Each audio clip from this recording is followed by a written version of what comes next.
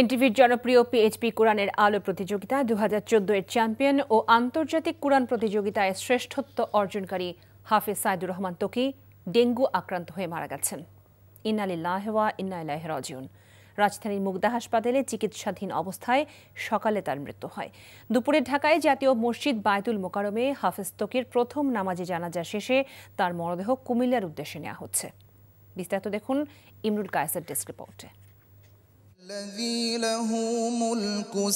বেশ কয়েকদিন ডেঙ্গু আক্রান্ত হয়ে চিকিৎসাধীন অবস্থায় সকলকে কাঁদিয়ে চিরবিদায় নিলেন আন্তর্জাতিক কোরআনের পাখি হাফেজ সাইফুর রহমান ত্বকী। তার এই প্রস্থানে শোকে মুহ্যমান তার পরিবার ও কোরআনকে ভালোবাসে এমন অসংখ্য মানুষ। স্বজনরা জানায়, ডেঙ্গু আক্রান্ত হয়ে বেশ কিছুদিন ধরে চিকিৎসাধীন ছিলেন তিনি। অবস্থার অবনতি হলে গত 2 দিন ধরে রাজধানীর মুগদা হাসপাতালে লাইফ সাপোর্টে ছিলেন, কিন্তু সুস্থ হয়ে আর বাড়ি ফেরা হলো না এই কোরআনের পাখির।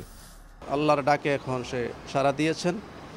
আমি সকলের কাছে, দেশবাসী এবং প্রবাসে যারা বসবাস করে সকলের কাছে দোয়া চাচ্ছি, আমার এই ছেলে কোরআনের পাখি আপনাদের নয়নের মণি এবং এনটিভি প্রচারিত পিএইচপি আল কোরআনের আলো, তারা অত্যন্ত আদর, স্নেহ, মায়া, মমতা দিয়ে তাকে গড়ে তুলেছেন এবং এখনও আদরের মধ্যে ছিলেন।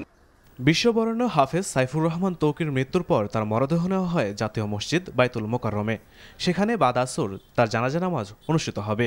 শেষবারের মতো হাফেজ ত্বকীকে একবার দেখার আশায় মসজিদ প্রাঙ্গণে ভিড় করেন হাজারো কোরআনপ্রেমী। শোকে ভেঙে পড়েন তারা। দেশবাসীর কাছে, গোটা বিশ্ববাসীর কাছে আমাদের সাইফুর রহমান ত্বকীর জন্য প্রাণ খোলা দোয়া চাই। আল্লাহ তাবারক ওয়া তাআলা যাতে তাকে জান্নাতুল ফিরদাউস দান করেন, এই কোরআনের পাখি যাতে জান্নাতে কোরআনের পাখি হিসাবে উঠতে পারেন। আমাদের প্রত্যেককেই যেতে হবে। আমরা তার এই অকাল মৃত্যুতে আমরা শোকাহত এবং তার পরিবার পরিজনকে সান্ত্বনা জানাইতে চাই।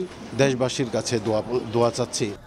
বায়তুল মোকাররমে জানাজা নামাজ শেষে কুমিল্লার মুরাদনগরে তার গ্রামের বাড়িতে নেওয়া হচ্ছে।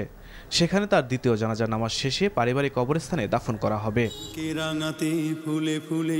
হাফেজ সাইফুর রহমান ত্বকী 2014 সালে এনটিভির জনপ্রিয় পিএইচপি কোরআনের আলো প্রতিযোগিতায় প্রথম স্থান অর্জন করেছিলেন। 2019 সালে জর্ডানে অনুষ্ঠিত আন্তর্জাতিক হিফজুল কোরআন প্রতিযোগিতায় প্রথম স্থান অর্জন করেন। এছাড়া কোরআন তেলাওয়াত প্রতিযোগিতায় তিনি আরও একাধিক আন্তর্জাতিক পুরস্কার পান। Imrul Kayes, NTV news desk.